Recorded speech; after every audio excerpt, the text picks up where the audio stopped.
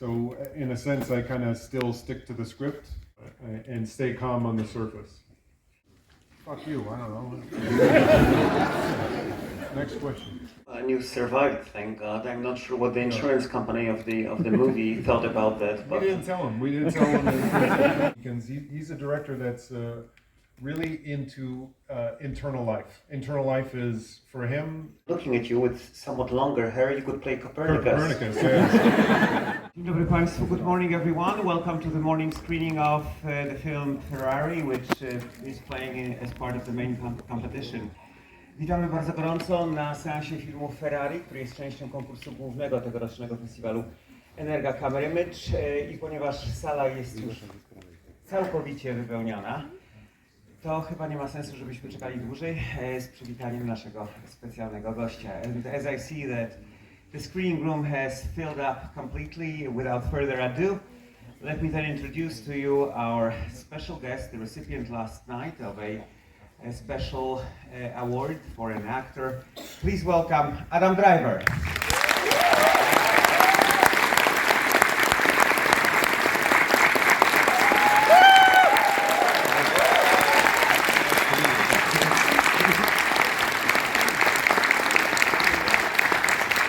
I just wanted to say thank you very much for coming. I hope you like it, and we're staying for a talk back afterwards, so if you don't like it, you can tell me then.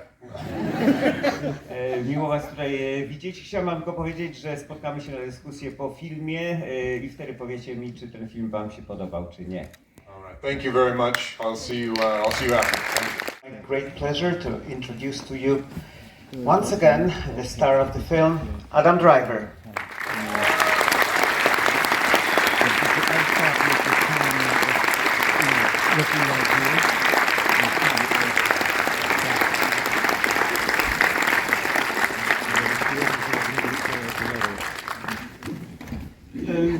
Before we proceed with the questions and answers, let me see by a show of hands whether there are any and how many there are of those who need translation from, from English to Polish.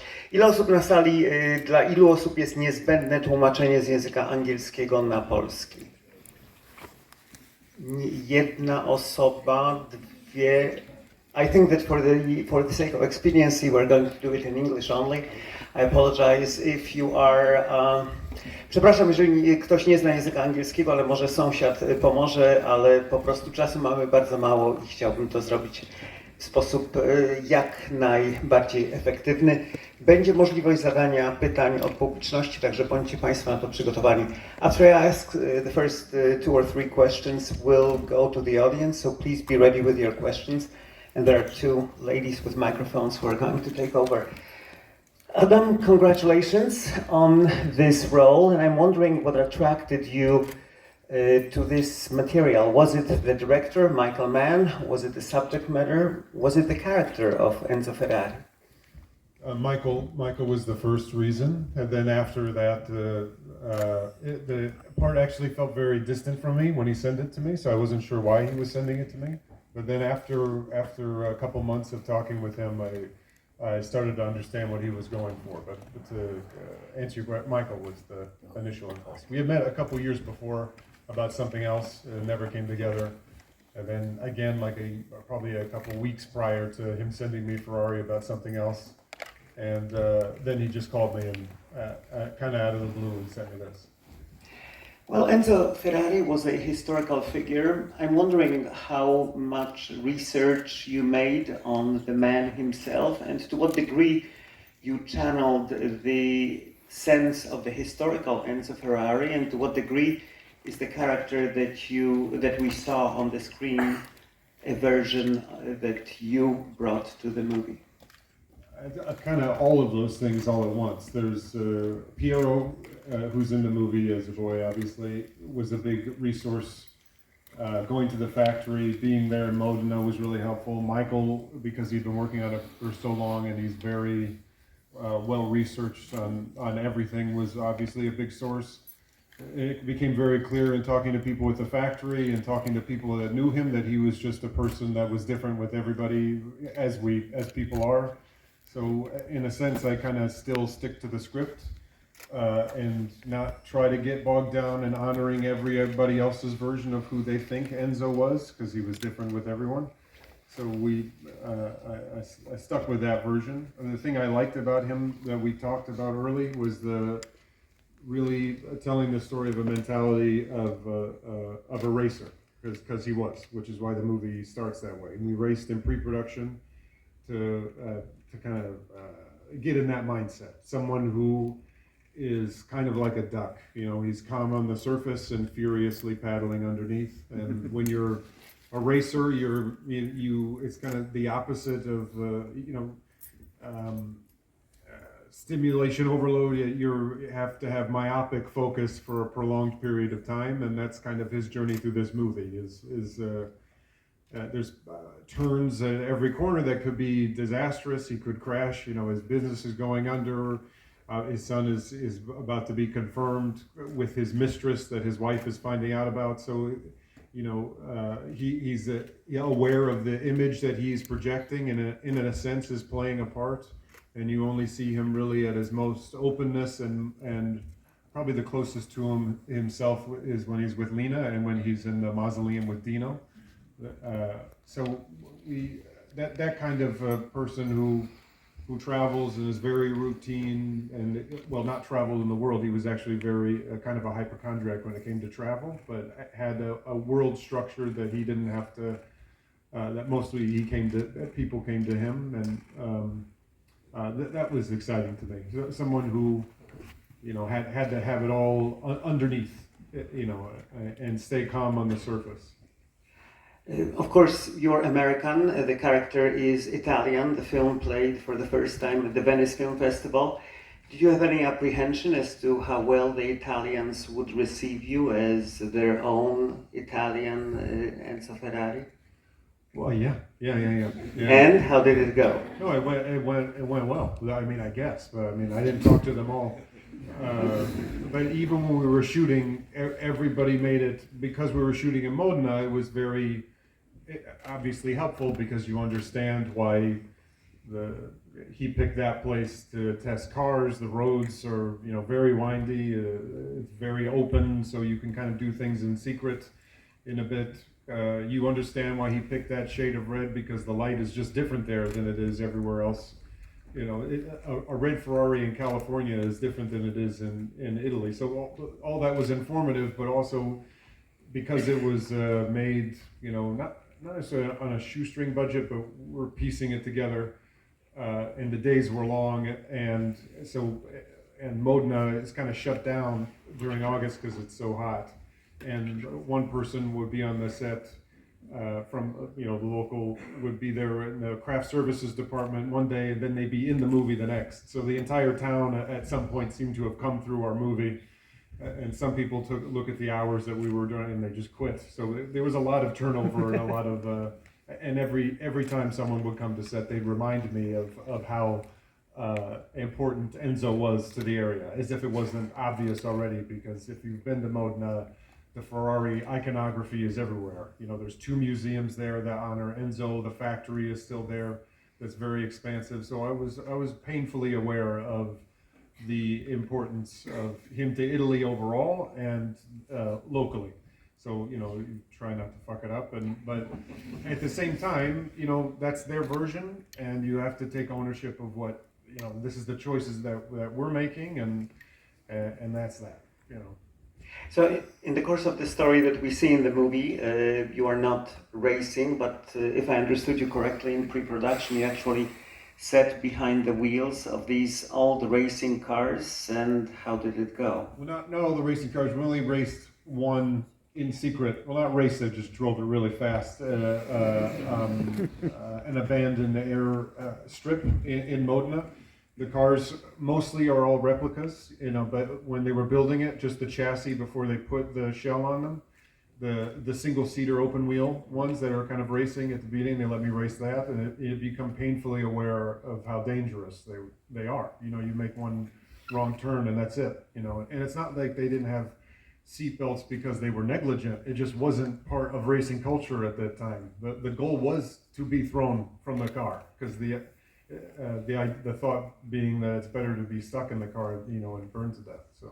We only did that on the down low once, but mostly was racing contemporary Ferraris or little Rebels, still open wheel single seater cars in Modena and in California. Well, and you survived, thank God. I'm not sure what the insurance company of the movie thought about that. We didn't tell them. We didn't tell them.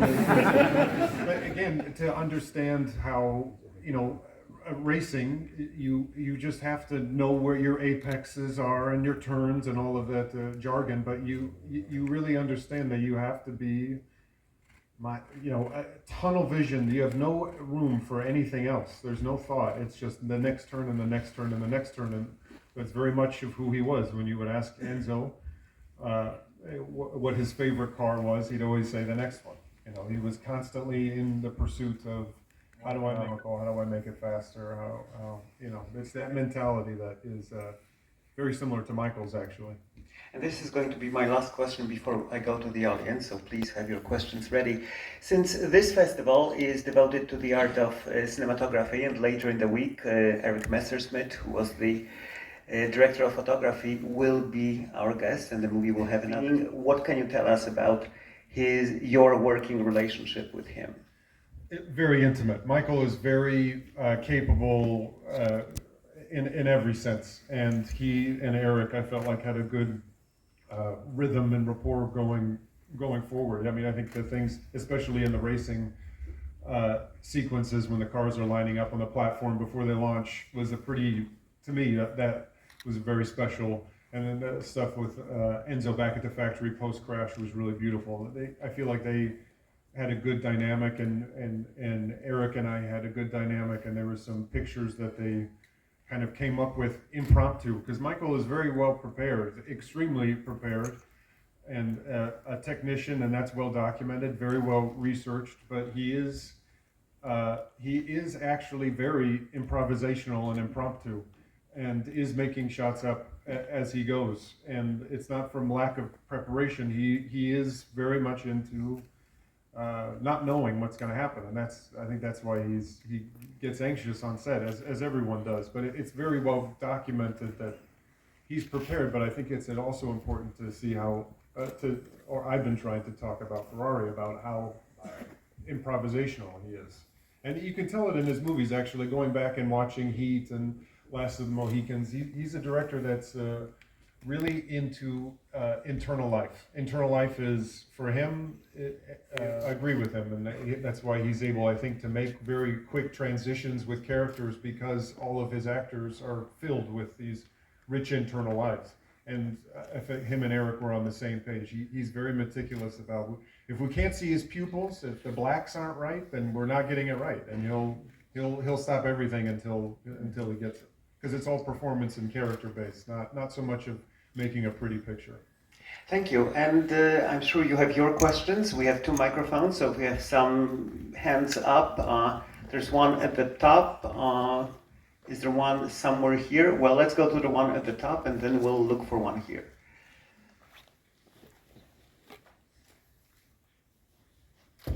Hello. Hi. Just quick question. So you played Ferrari, you played Gucci.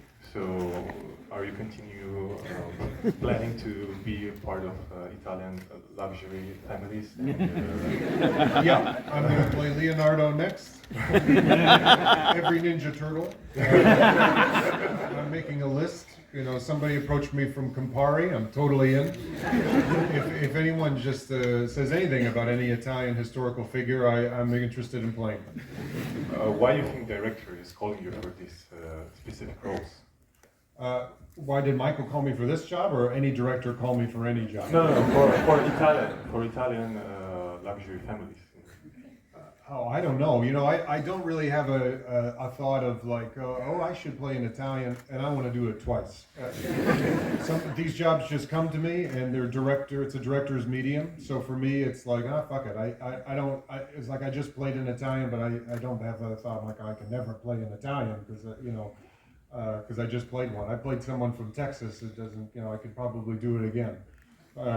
People play people of different cultures, and to me that's exciting. That's acting, and it puts pressure on to get it right, because you have to respect the culture and not comment on it. So it just happened to be Italian, and it happened to be with two directors that I really liked, Ridley for Gucci, and we had already worked together on The Last Duel, and I liked him a lot. And it just happened to be with this. Michael and I talked about another movie. This one is just the one that came together. So it's not because of like I have a thing about shooting in Italy, you know. It just worked out that way. Well, you're in Poland right now, and the way I'm looking at you with somewhat longer hair, you could play Copernicus. Copernicus, yes. I just went to the museum. While you guys were watching the movie, I forget the name of it, but Copernicus could be my brother. Absolutely. What is it?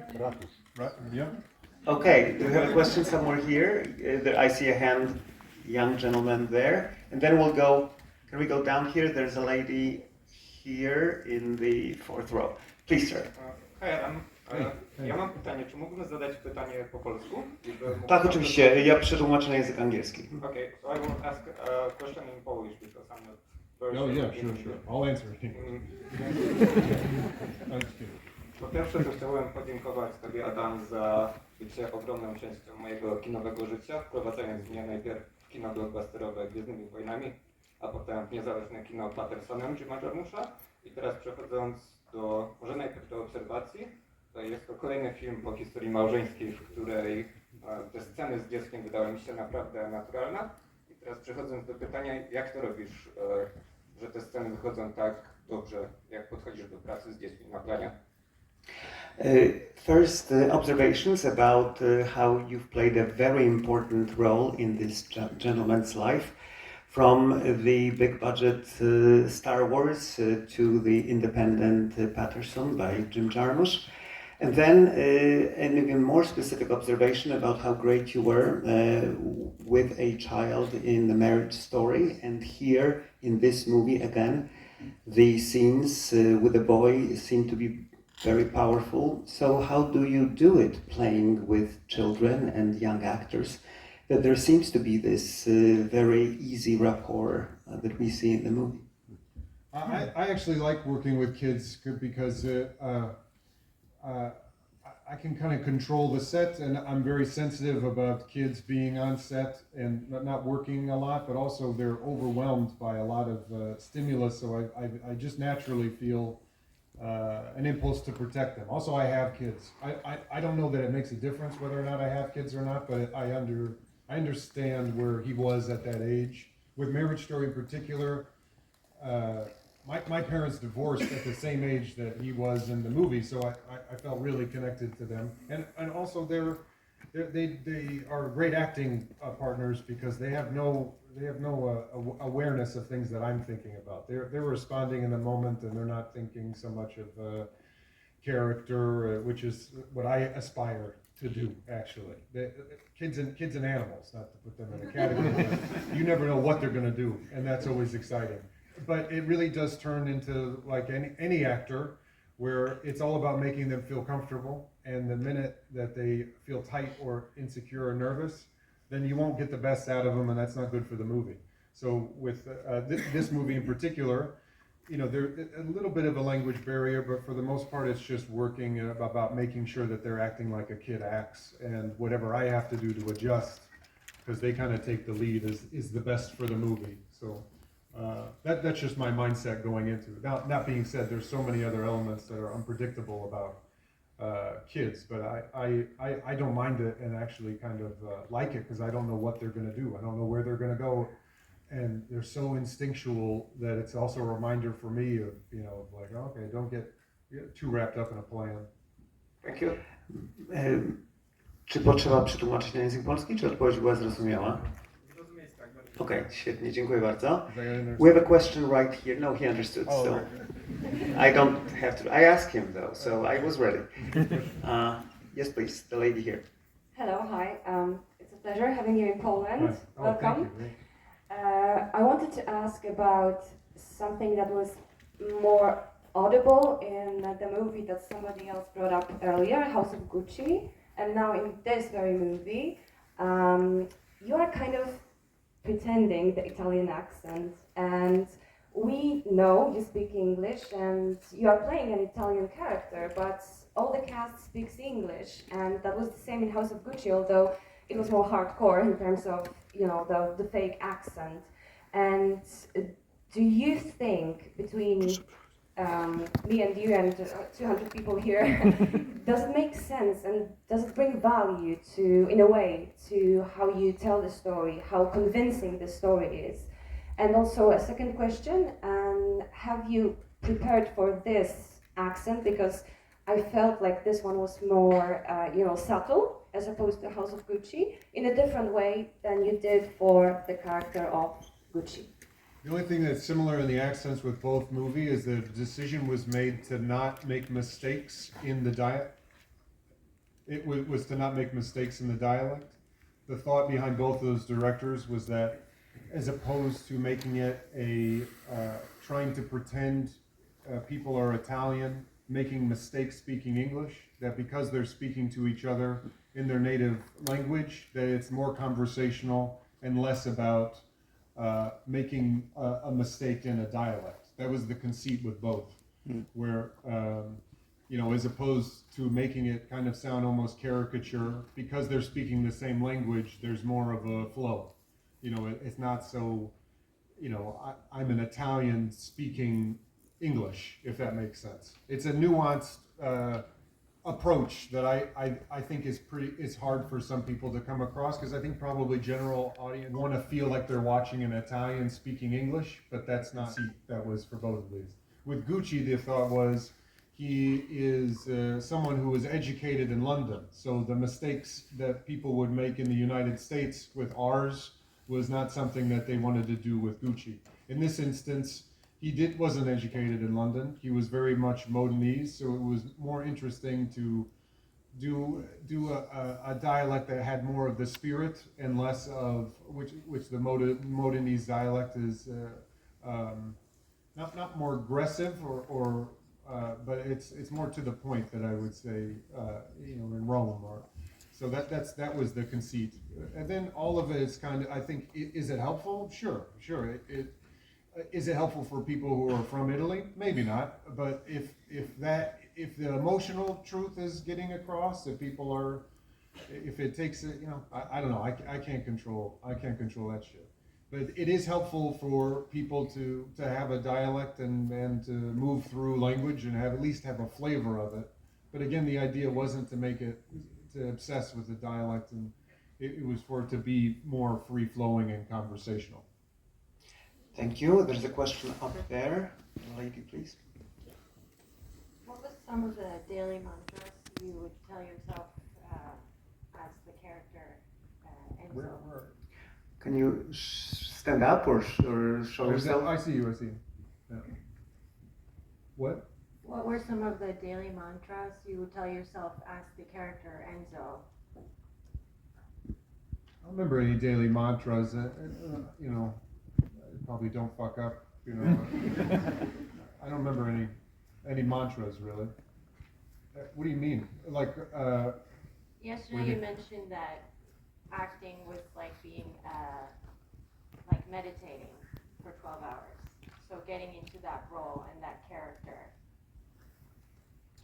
Yeah, meditating is an interesting way, but I said it, but I don't think I guess like acting, I meant more was kind of like it's like changing a time zone to a different country. Really, every movie is its own little country, and same with if you like. I just traveled here. I'm still really on the New York time zone, but if I was here for another week, I'd adjust to what's happening, and that's similar to what films are. You because you have a condensed amount of time that's intense, especially with this one, because we had prosthetics for 2.5 hours before we started, and then an hour and a half of D-rig. So there's definitely days where it's 21-hour days, 18-hour days, 17-hour days. When you're living in that kind of mindset for that long, naturally, not even any kind of like method actor thing, you just naturally go there. Whatever their way of moving around or how they speak, you know, or the clothes that they're wearing, you know, it just naturally, for me, just changes your body. So at a certain point you're kind of building a button, and it's just easier to go there the deeper you get into the shoot. You know, first it's more feels less organic, and then by the time you've just been living in that skin for 12 hours a day for 4 months or months of pre-production, that it just I find the same with theater also. You do 8 shows a week, your body naturally around 7 o'clock starts to get energy because you have to perform at 8. It's kind of the same thing. So I don't know if any mantras necessarily. I mean, I just have general rules. Like I always show up on time, and I know my lines, and I try to be there for the whole picture, not just my role. But apart from that, I didn't keep anything going, where it was like a home base. Thank you. There's a question at the top on the left. Hello, Adam. Here I am. On the left. Hello. What do you think about crash scenes? That they look pretty harsh, drastic, and I must say cheesy for me. What do you think about them? Fuck you. I don't know. Next question. Okay, we have one in the front row here, and we'll be soon finishing. So if you have questions, it's about time. Hello, Adam, and welcome to Poland. I have a question about the actors' strike. So recently, the actors' strike has ended, and I was wondering how quickly has your phone begun ringing? Thanks. No one calls me. I'm glad the actors' strike is over. It's good that people are going back to work. That's all I have to say. And we have one question on the left over there. All the way on the left. So I think that morally you played a very difficult character, an ambivalent character, and I was wondering how much do you see it as your own responsibility, what picture the movie paints of a character, and do you feel like this small piece in a puzzle that is like a big team, you voice it often that you think he's being too vilified or too humanized? How do you deal, because I am always scared that morally I will tell something wrong. Are you ever scared that you will tell a story that is morally wrong? Wow, it's very deep. They tell us be morally wrong. No, I'm just thinking so they can't hear me.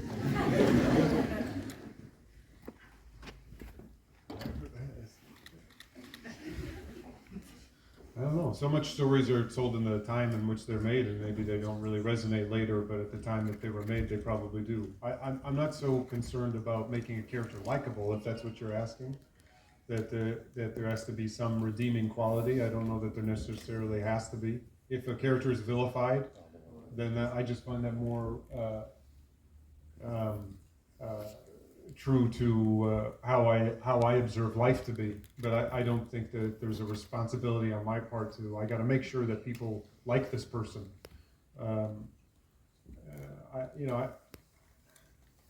don't know if I guess I'm conscious of the movie I'm making and have to get on board with the idea behind it necessarily, but because I have a different opinion about, no one lives here in this theater. Everyone lives outside and they come here to watch a film. So you're bringing whatever your experience is from the outside in, and it's probably different than the person next to you.